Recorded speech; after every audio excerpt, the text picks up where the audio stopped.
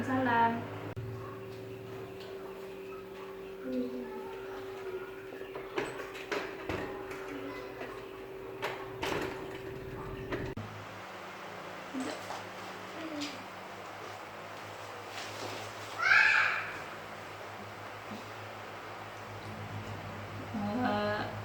Adik tadi yang nelpon tadi ya.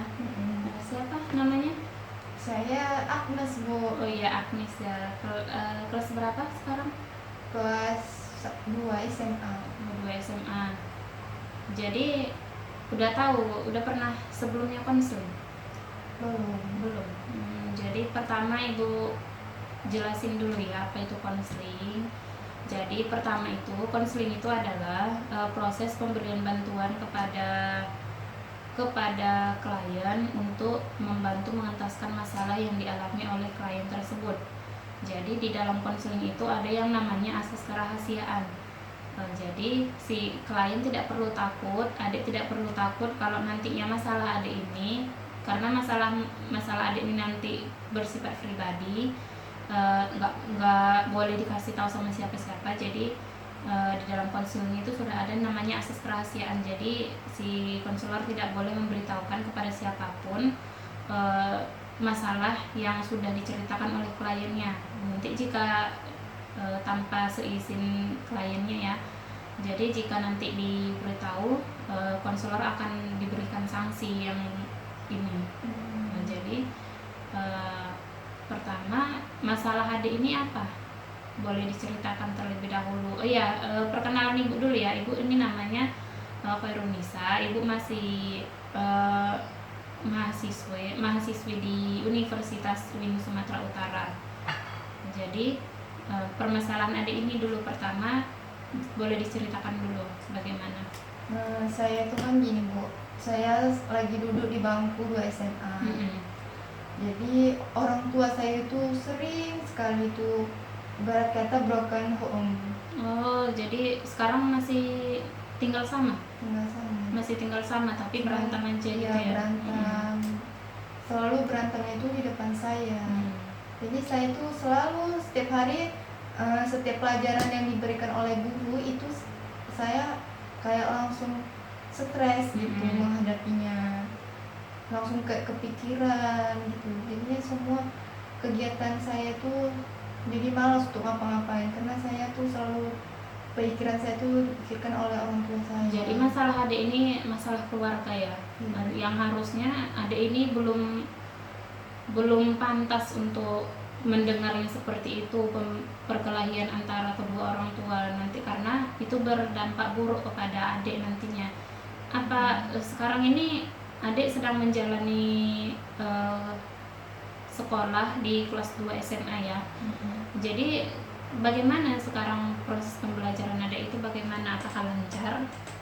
Ya kadang jujur aja ya, Bu, saya tuh karena males gitu kan sama semua hal, jadinya yaudah saya ikut-ikut sama teman aja mau kemana gitu.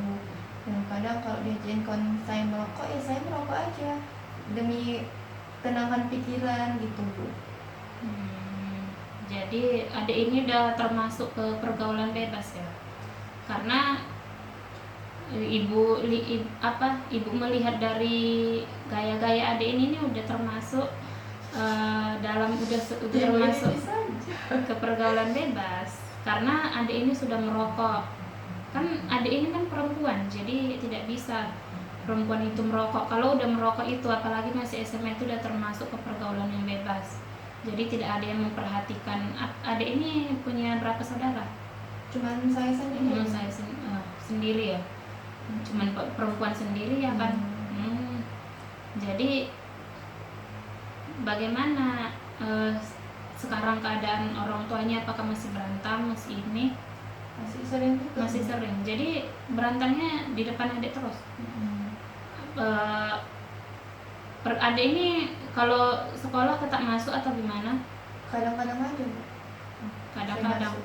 Jadi pulang ke rumah itu tepat waktu pada pas jam sekolah atau kayak mana? Atau udah pulang sekolah itu dia langsung pulang ke rumah, atau nanti misalnya tuh pulangnya sore, nggak tepat pada pas pulang sekolah itu?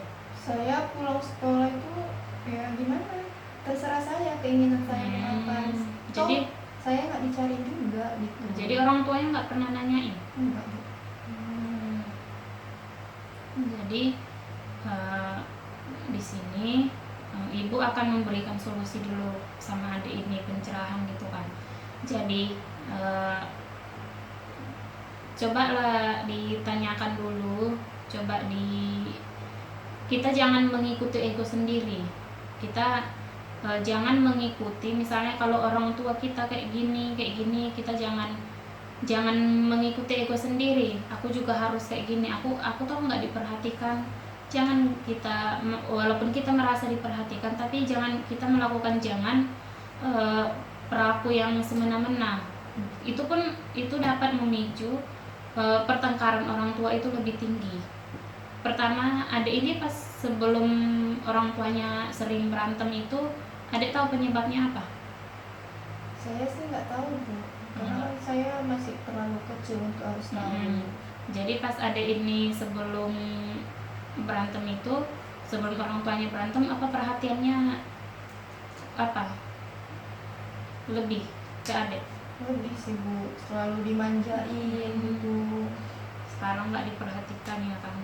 Jadi ya itulah, jangan memikirkan ego sendiri.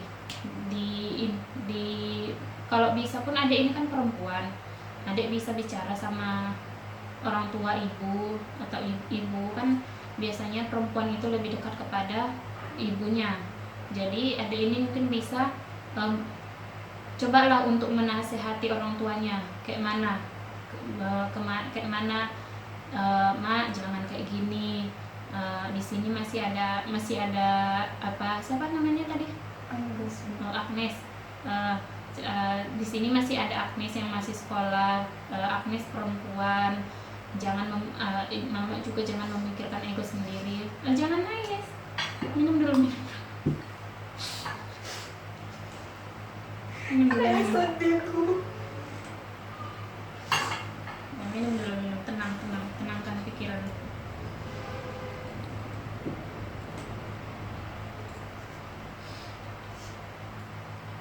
Jadi adik jangan memikirkan ego sendiri juga, orang tuanya juga. Coba bicara, atau mungkin adik ini dekat nggak sama nenek, orang tua mama? Nenek saya itu udah nggak ada. Nggak ada. Jadi di dekat rumah adik ini, di dekat rumah adik ini ada keluarga? Nggak ada Bu. Nggak ada ya. Istilahnya kami itu ke Medan itu kami pendatang. Udah lama di Medan ini? Baru 2 tahun. Oh, 2 tahun ya. Berarti adik ini masuk SMA ini udah ke Medan ini ya? Iya. Ya itu coba nanti bicara sama ibu terutama kayak mana gini-gini. Adik walaupun udah nggak diperhatikan seperti itu, adik coba meningkatkan kepercayaan diri adik. Jangan mentang-mentang orang tuanya kayak gini nggak ada yang perhatikan, adik ini melakukan semena-mena. Itu bertambah perkelahian antara orang tua, perdebatan tuh antara orang tua nanti. Nih gara-gara kamu anak kita jadi seperti ini, kayak gini. Dia udah termasuk pergaulan bebas semenjak kamu kayak gini. Nah, nanti orang tuanya makin lama makin ini, kalau adiknya juga mengikuti ego sendiri. Jadi coba adik pikirkan, belajar yang rajin. Kan adik masih kelas 2, bentar lagi udah mau kelas 3. Dipikirkan, setahun lagi dipikirkan dulu belajar yang rajin. Jangan bolos-bolos sekolah, supaya nanti orang tuanya juga berpikir anak saya menjadi imbasnya seperti ini karena kami. Jadi dia rajin, dia ini, tapi dia tidak diberikan perhatian apapun dari orang tuanya. Mungkin nanti itu bisa orang tuanya mengambil sikap sedikit untuk demi anaknya gitu. Coba untuk adiknya coba rajin belajarnya, bantu orang tua di rumah. Bantu orang tua, jangan main aja. Nggak boleh pergaulan bebas itu, apalagi udah merokok itu. Kan ada anak perempuan.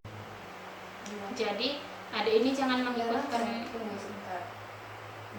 Jadi adik ini jangan mengikutkan itu sendiri. Cobalah nanti untuk ya seperti ibu bilang tadi, dibantu orang tuanya di rumah, jangan mengikuti pergaulan bebas, ikuti aturan yang ada di sekolah itu. Walaupun orang tuanya udah kayak gini, tapi kita jangan menambah kerumitan kepada orang tua kita. Bisa kayak gitu? Ya Bu, insya Allah bisa lah saya lakuin. Ya, kita harus berjanji, harus bersungguh-sungguh kepada diri kita sendiri bahwa kita ini harus bisa berubah. Bisa berubah. Mungkin nanti kalau misalnya udah bisa, nanti adik mengajak orang tuanya berbicara, terutama ibunya. Boleh nanti adik memberikan ibu berikan konseling tindak lanjut, apa boleh adik nanti mengajak ibunya atau kedua orang tuanya ke sini untuk berkonsultasi sama ibu. Jadi kayak mana perasaannya sekarang?